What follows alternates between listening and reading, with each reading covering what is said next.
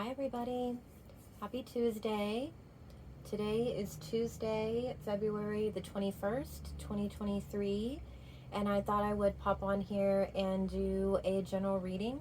We're in the afterglow of the new moon in Pisces right now. It's a really good time to get intuitive guidance. It's a good time to tap into the unseen, pull yourself out of some of the 3D regular world um, energies and into your emotional body, into your spiritual body, your energetic body. My name is Lindsay. I am a medicine woman and an intuitive reader. I'm based in Cassadaga, Florida, hence the name Cosmic Cassadaga. In addition to my plant medicine practices and clientele, I also do psychic, medium, and intuitive guidance readings. I do starseed readings, life path readings, pretty much anything that you can think of. I'm a little bit different than maybe your traditional tarot reader in the sense that I read very intuitively, and when I do mediumship, I am actually speaking to the higher self or soul version of your past unloved one. So we're able to do things a little bit differently in those readings than if I were talking to the earthly version of your loved one. Let's go ahead and get started. As I said, today is just going to be a general check-in. I've already cleared the space, and I would just like to call in any energies, any angels, any light beings,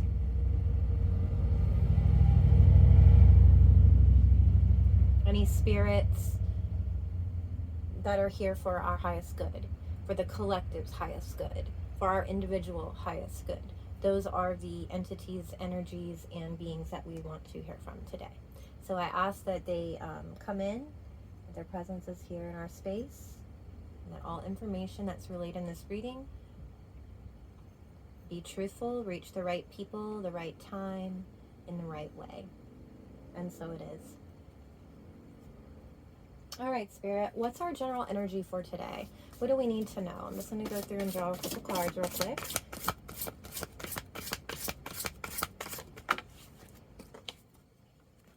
I've got obstacles and challenges. This is a spiritual card, so these are spiritual obstacles and challenges that we are facing. And if you'll notice, there's a crack there. Looks like, supposedly an insurmountable crack. However, also kind of looks like the person could just kind of jump across there. So I went ahead and shuffled again. This decided to pop out. So we've got hope.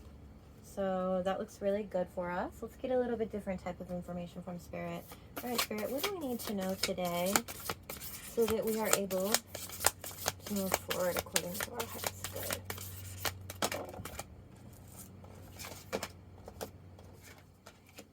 Karmic relationships, Orion energy, polarity, soul growth, and conflict. Interesting. Put this right there. All right, Spirit, I'll ask that you give me a little bit of clarification. What type of soul lesson is this that we're going through here? Alrighty then. So we've got grief and worry. So I love these Soul's Journey cards. And if you'll notice, they'll have like a bigger word here. But if you look closer, the smaller print, it says grief. I understand that losing something is an opportunity to appreciate it. The worry card says, I am learning that worry doesn't change an outcome. So what the soul lesson here is that our loss and our sadness and our anxiety and our worry, none of that actually moves us forward. What it does is illuminate areas that need our attention that may be holding us back from moving forward. And when I say holding us back, everything is in its own divine timing. There isn't a rush. If you feel frustrated and stuck, it's worth looking at. If you don't feel frustrated and stuck, then chances are you're okay right now. We've all kind of got to balance working on ourselves and just sort of being sometimes. Because even working on ourselves can be work. and we have to just be, not always be doing things.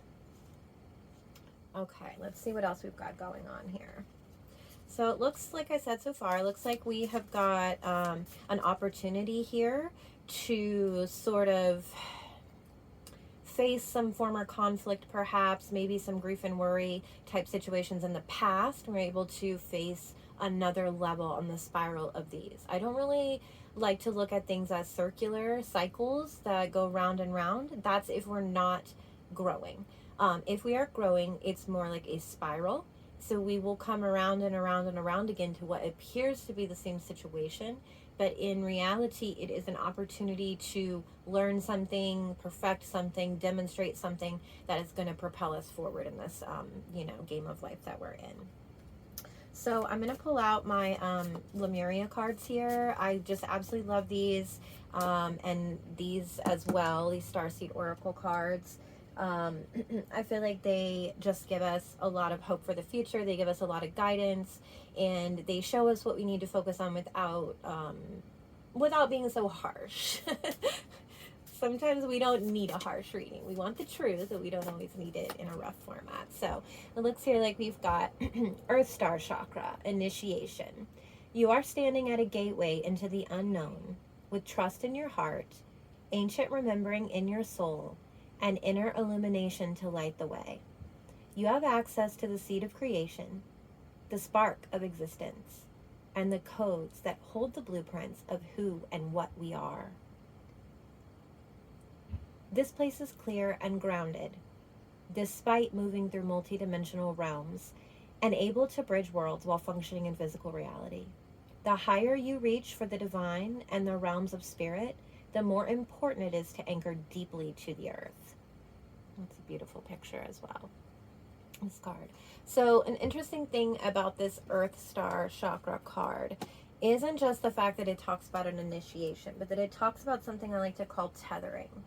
We often talk a lot about grounding, and grounding is magnificent, but the reality is that if a plant or a tree were only grounded just to the ground, it would not have any roots or any sort of legs down into the foundation to hold it there, to get it through the hard times when the wind whips it around. So grounding is fantastic, but when we're going to really do deep work, or we're going to deeply delve into like our emotional body, our energetic body, our etheric body, astral travel, dream walk, any of those types of things, it's very, very important that we tether ourselves. Now, you can use all different methods of tethering. One thing I love is music, but holding an object in your hand can also work as well. In fact, this right here is a black tourmaline with a quartz inclusion. A friend of mine, a spirit daughter, sister of mine, sells crystals, and this is something that she gave me, and I just absolutely love it because it is very reminds you to come back if you've been traveling. So beautiful piece like that. You can really use anything. Sometimes these palm stones are really good because they have like a good weight and they have a good shape in the hand. So you want to think about what you want to use for a tether. Is it an object? Is it a song that you have used? Is it a sound? Is it a smell? So you just want to look for something that's going to touch you in a sensory manner, remind you to come back to this world. Also, again, we want to look at the Earth Star Chakra area, and what that is basically an energy center that runs below your feet. So if you're walking barefoot on the earth, this energy center would extend down below your physical feet into the ground.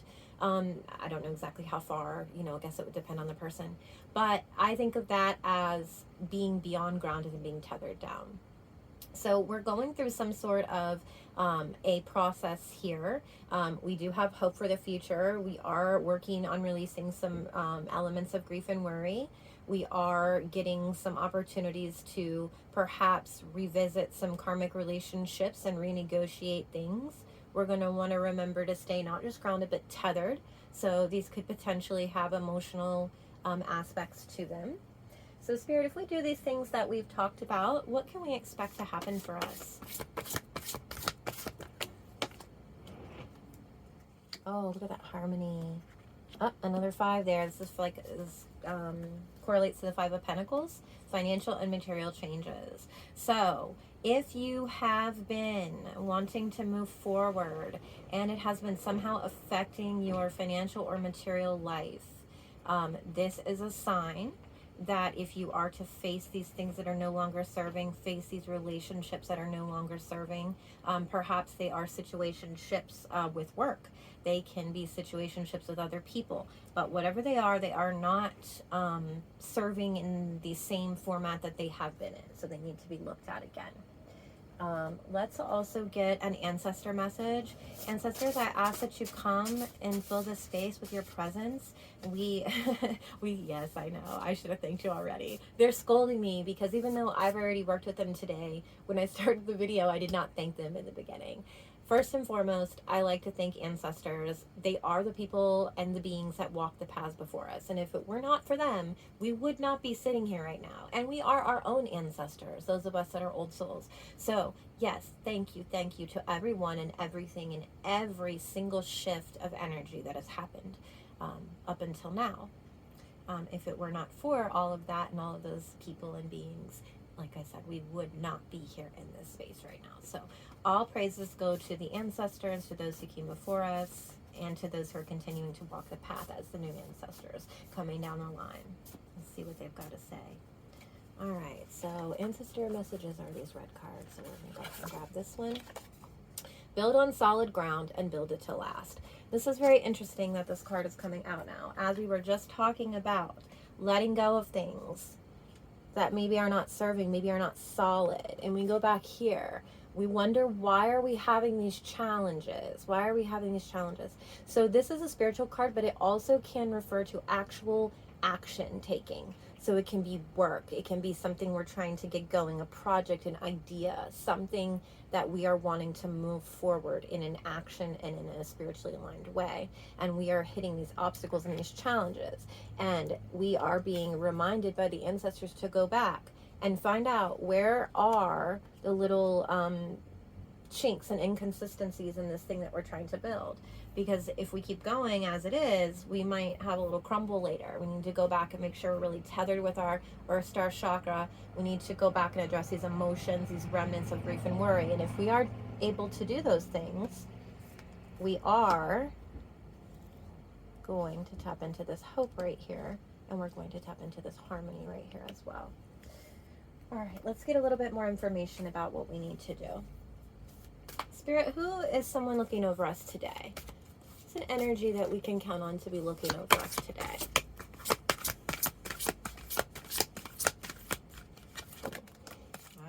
Krishna, devotion. Trust your spiritual guidance. Your commitment has been recognized. You are loved unconditionally. So this is one of those situations where we have challenges, but spiritually speaking, and from the aspect of our guides and our team, our celestial team, as I like to call it, we are actually being recognized for our commitment and for our devotion. And we are reminded that we are loved unconditionally. So there really is no obstacle or challenge. It is simply the sifting, the sorting process that we need to continually go through that releases things from us. One time in a medicine ceremony where I was sitting as the patient, as we call them, I came back from the other side, if you will, and the first thing that I had to say was that we often think about going back and retrieving the pieces of our soul that other people have. We think about the pieces of our heart that someone else may still have symbolically. And we don't often think about the things and pieces and bits of souls and hearts that we carry still that are not ours to carry anymore. And so I was really reminded to go back and to actively release any energies that I'm still carrying that do not belong to me. It helps collectively for us to return energy on a regular basis. And it's a practice that I will talk more about and have talked about in other videos and other platforms.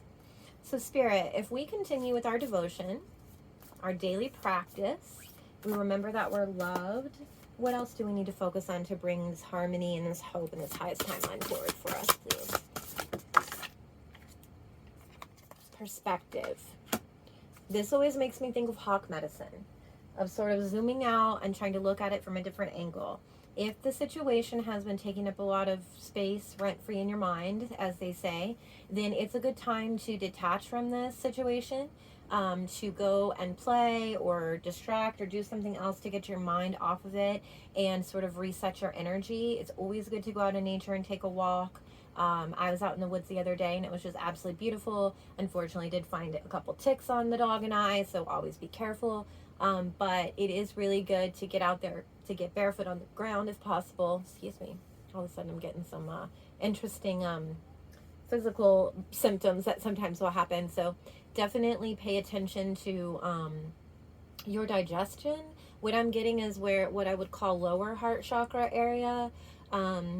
Perhaps indigestion of sorts. Maybe there is a lot of worry again right here, a little bit of acidic nature going on. So what you want to do is work on the balancing of the third eye and the sacral chakras right now, which is interesting because the sacral chakra tends to be a little bit lower than the indigestion that I was just feeling. However, it does tend to correlate with grief.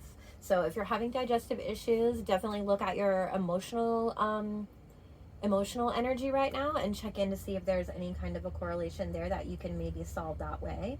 It's always good to approach things from a threefold holistic approach, from my understanding, and that is where you will address spirit, body, and mind, not just one or two of the three. All right, Spirit. So we need to get some parting suggestions and words here for the collective. Can you please show me what is coming next? What will be the next thing that we bring forward in our daily practice, our devotion, and listening to Spirit? What will we see next, Spirit? That's a lot. Let's do this. We'll take these two. Those are the ones that were actually visible. Ooh, they're both earth related. We've got a big theme of getting on the earth right now. So, earth pulsing. Pulse of the mother. Slow down. Time in nature. Boom. Earth. Learning how to be human in the world but not of it. Ah, this must be one of those messages for my fellow old souls and star seeds. If you are not familiar, star seed is a term that basically means that you have had lifetimes in places other than on this specific planet Earth. And if you have ever watched or read anything that talks about ancient civilizations, Egypt, Lemurian Atlantis, any sort of planetary information, and you felt some sort of a resonance inside you, you could possibly be a star seed. There are lots of old souls around, and they've mixed up with all different types of energies. Some are earthly energies and some are more celestial energies, and we all sort of have a makeup in that way. And many of us have become aware of the expansiveness of our past lives, and not just looking for them in the, earth history, but looking for them in the celestial history, in the Akash of the entire universe. So in that sense, we are definitely being asked to go down into the earth, to tether and to ground and to remember.